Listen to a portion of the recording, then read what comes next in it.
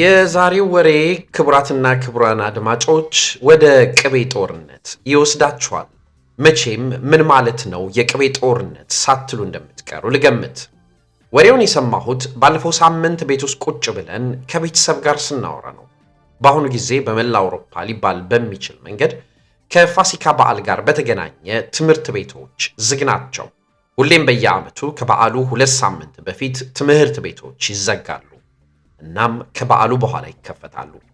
ታዲያ በዚህ ሳምንት ሁላችንም ቤት ውስጥ ስለሆነን በአቅራቢያችን ካሉና ሊጎበኙ ከሚችሉ ቦታዎች ስንፈልግ ለምን ሳሎኑ ቤልጅየም መኝታ ቤቱ ሆላንድ የሆነውን ከተማ ሄደን አንጎበኝም የሚል ሐሳብ መጣ። ለእርሱ ብቻ ብለን ከምንሄድ ሌላ ምን ታሪክ ይኖር ይሆን ብለን ስንፈልግ በእነዚህ ሁለት የቤልጅየምና የሆላንድ ከተሞች መካከል በቅቤ ምክንያት ተከስቶ ስለነበረው የቅቤ ጦርነት አነበብን። እናም የቅቤ ጦርነት የተካሄደበትን ቦታና ግራ አጋቢ የሆኑትን የድንበር ቤቶች ለማየት ማክሰኞ ዕለት ጠዋት ጉዞ ወደ ባርለ ሄርቶግ የቤልጅየምና ባርለ ናሳው ሆላንድ ከተሞች ተጓዘን። ከምንኖርበት የቤልጅየም ሄል ከተማ ተነስተን ወደ እነዚህ ሁለት ወሰነተኞች ከተማ ለመድረስ 42 ደቂቃ በመኪና መጓዝ ይጠበቅብን ነበር። አንድ የፍጥነት መንገድ ላይ ሳንነዳ መንደሩን እየተጓዝን አስገራሚዎቹ ከተሞች ደረስን። ለመሆኑ ቤልጅየም ውስጥ የሆላንድ፣ ሆላንድ ውስጥ የቤልጅየም ቤቶች እንዲሁም ደግሞ በመንገዱ በስተቀኝ የሆላንድ ቤቶች፣ በመንገዱ በስተግራ የቤልጅየም ቤቶች እንዴት ሊገኙ ቻሉ? አንድ መንገድ ለሁለት ተከፍሎ ግማሹ ወደ ሆላንድ ግማሹ ወደ ቤልጅየም ተካሏል። አንድ የመብራት ፖል በስተግራ በኩል የሆላንድ፣ ሌላኛው የመብራት ፖል የቤልጅየም ሆኖ ተመዝግቧል። ባንዲራዎቻቸው እላዩ ላይ ተለጥፈዋል። ይህ እንዴት ሊከሰት ቻለ? ነገሩ እንዲህ ነው። ይህ ሁሉ ግራ አጋቢ ሁኔታ የተከሰተው በመካከለኛው ዘመን በሁለት የተለያዩ አሪስቶክራቲክ ቤተሰቦች መካከል በተከሰተ አለመግባባት ነው። በቤልጅየምነት የተመዘገበው ባርለ ሄርቶግ በአንድ ወቅት ይገባ የነበረው ለብራባንቱ ወራሽ ባለስልጣን ሲሆን የሆላንዱ ባርለ ናሳው ደግሞ በዚሁ በመካከለኛው ዘመን የናሳው ንብረት ሆኖ አገልግሏል። ባርለ ሄርቶግ በባህል በቋንቋና በአኗኗር ቤልጅየማውያን ሲሆን በአንትወርፐን የከተማ አስተዳደር ስር የሚገኝና በሆላንድ አብዛኛ አካባቢው የተከበበ ነው። በ2021 እንደ አውሮፓውያኑ አቆጣጠር በተካሄደ የህዝብ ቆጠራ 2935 ነዋሪ እንደሚገኝበት ተመዝግቧል።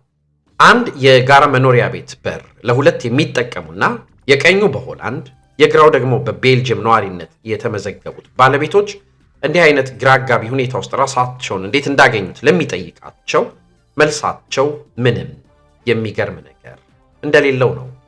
የቅቤውን ጦርነት መነሻና ፍጻሜ በተመለከተ ከማውራታችን በፊት ጥቂት አብራችሁን ቆዩና ስለ ባርለ ሄርቶግና ባርለ ናሳው አስገራሚ ቤቶች እናውራ። ካየኋቸው ቤቶች በጣም ያስገረመኝ አንድ በር 2 ቤት ቁጥር ያለው ነው። ይህ ቤት ምግብ ማብሰያው ቤልጅየም፣ መመገቢያው ደግሞ ሆላንድ ክልል ነው። ይህ አይነቱ አስቸጋሪ አከላለል ለአስተዳደራዊ ሥራ አመቺ ባለመሆኑ ከዚህ ቤት በስተቀር ሌሎቹ የፊት ለፊቱ በር በሚገኝበት አቅጣጫ ወደሚገኙበት ሀገር እንዲካለሉ ሁለቱ ሀገራት ተስማምተዋል። በእርግጥ ይህ ለሁሉም የሚሰራ የመጨረሻ መፍትሄ ሆኖ አልተገኘም። ለዚህም ማሳያ የሚሆነው የሎቨረን 2 በባርለ ሄርቶግ ቤልጅየም እንዲሁም ደግሞ ሎቨረን 19 በባርለ ናሳው የሚገኙት በራቸው አንድ ግን ደግሞ ድንበሩ ላይ በመገኘታቸው ነገሩን ግራ አጋቢ አድርጎታል። አንድ ቤት 2 የቤት ቁጥር 2 ሀገር ላይ ይገኛል።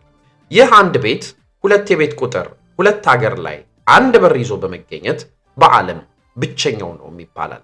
የቤቱ ባለቤቶች ወደሚፈልጉት ሀገር እንዲጠቃለሉ ቢጠየቁም ባሉበት መጽናትን መርጠዋል። መብራትና ውሃ እንዲሁም አስፈላጊ ነገሮችን ከሚፈልጉበት ሀገር እንዲወስዱ ምርጫ ሲሰጣቸው አብዛኞቹ ቤልጅየምን መርጠዋል። ምክንያቱ ደግሞ ዋጋው ርካሽ በመሆኑ ነው። ይህንን ቤት በተመለከተ ሌላው አስገራሚ ነገር በሁለተኛው የዓለም ጦርነት ጊዜ የተከሰተው ነው። አንድ የሆላንድ የጦር ኮማንደር ቤቱን ያዝበት ነበረ። ነገሩ ቤቱ በድንበር ላይ እንደሚገኝ ይህ ኮማንደር አያውቅም። እናም የቤልጅየም መንግስት ይህንን ነገር ይደርስበታል። እናንተ የሆላንድ ወታደሮች በመሆናችሁ የቢሮ ጠረጴዛችሁንና አልጋችሁን ከቤልጅየም ክልል አንስታችሁ በሆላንድ አድርጉ፣ ራስጌያችሁንም እናንተ የሆላንድ ወታደሮች ስለሆናችሁ ወደ ሆላንድ አቅጣጫ አድርጋችሁ መተኛት ይገባቸዋል ብሎ ማስተካከያ ሰጥቶ ነገሩ ተፈጻሚ ሆኗል። ይህ ሁሉ የሆነው አንድ ቤት ውስጥ ነው። ይህ ቤት የተሰራው በ17ኛው ክፍለ ዘመን ሲሆን በጣም ብዙ ፎቶ በመነሳት በዓለም አቻ የማይገኝለትም ተብሏል። በአሁኑ ጊዜ በሁለት የቤት ቁጥር በሁለት ሀገርና በሁለት ሰዎች ባለቤትነት ተመዝግቦ ይገኛል። በሩ ሲንኳኳ ማን ቀድሞ ይክፈት በሚለው እነዚህ ሰዎች ይፎካከሩ ይሆን?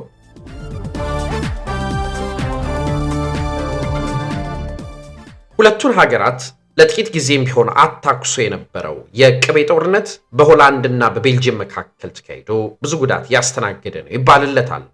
የቅቤ ጦርነት ተካሂዶ የነበረበትን ቦታ ሄጄ አይቼ የነበረ ሲሆን ለጦርነቱ መታሰቢያ ይሆን ዘንድ በስፍራው የመታሰቢያ ሐውልትም ቆሞለታል። ደ ፐንግሌር የሚባለው ሐውልት በመታሰቢያነት የቆመው በጊዜው ለነበሩት ህገወጥ አዘዋዋሪዎችና በተደጋጋሚነት ተካሂደው ለተጠናቀቁት የቅቤ ጦርነቶች ነው። እንደሚታወቀው የመታሰቢያ ሐውልቶች ብዙ ጊዜ የሚታነጹት ለሙያና ባለሙያተኞች ነው፣ እንዲሁም እንደ አርያነት ለሚጠቀሱ ሰዎች። በባርለ ግን ለህገወጥ አስተላላፊዎች መታሰቢያና ለቅቤ ጦርነቶች ሐውልት ቆሞ ታገኛላችሁ። ይህ ታሪክ ምናልባት ለኔና ለናንተ ግራ አጋቢ ይሆናል እንጂ ለሁለቱ መንታ ከተሞች ባርለ ናሳውና ባርለ ሄርቶግ ግን ምንም ማለት አይደለም። ይህ አስገራሚ የድንበር ሁኔታ የተፈጠረው በ11ኛው ክፍለ ዘመን ሲሆን በጊዜው አካባቢው ላይ መንግስታዊ አስተዳደርም ሆነ ህግ አስከባሪ አካላት ከሁለቱም ሀገሮች በኩል ስላልነበሩ ለህገ ወጥ አዘዋዋሪዎች ገነት ነበር ማለት ይቻላል። ከሁሉም ግን ገኖ የወጣውና አሁንም በታሪክ ተመዝግቦ የሚገኘው የቅቤ ጦርነት በርካታ ህገ ወጥ አዘዋዋሪዎችን ያሳተፈ ነበረ። የችግሩ ምንጭ በቤልጅየም የቅቤ ዋጋ መወደድ፣ በሆላንድ ደግሞ ርካሽ መሆን ነው። በሆላንድ ማርገሪን የሚባለው የቅቤ አይነት ተመራጭና በዋጋውም በጣም ርካሽ ነው። በቤልጅየም ደግሞ ሁሉም ሰው ቅቤ ስለሚጠቀም ብዙ ፈላጊ በመኖሩ ዋጋው 2 እና 3 እጥፍ ልዩነት ነበረው። እናም በዚህ ምክንያት በዛው ቅርብ በሆነው ድንበር ላይ ባለው የተጋነነ የዋጋ ልዩነት ግጭቶችን መውለድ ጀመረ። ይህ ደግሞ ህገወጥ የቅቤ አዘዋዋሪዎችን ፈጠረና በእግርም ሆነ በመኪና እየተጫነ ሁሉም የቻለውን ያክል ወደ ቤልጅየም ያጓጉዝ ጀመረ። የሚገርመው በስልጣን ወሰን ምክንያት አንድ እርምጃ ሆላንድ ገብቶ ከዛም ቅቤውን ገዝቶ ይዞ አንድ እርምጃ ተራምዶ ቤልጅየም ይገባል።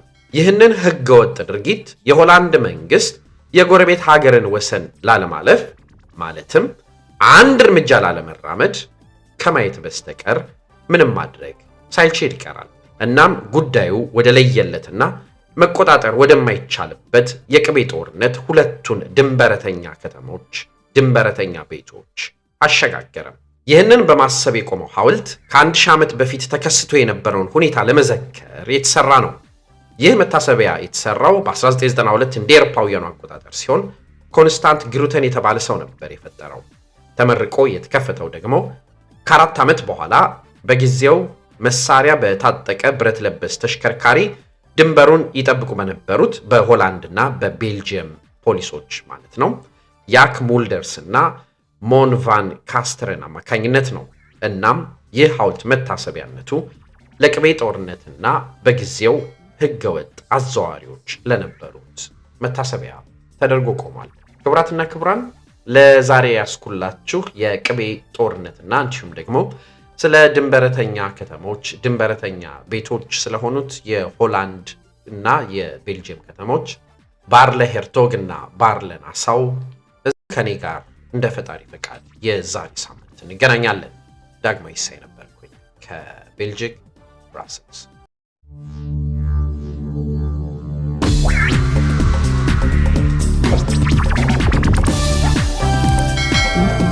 The Duckies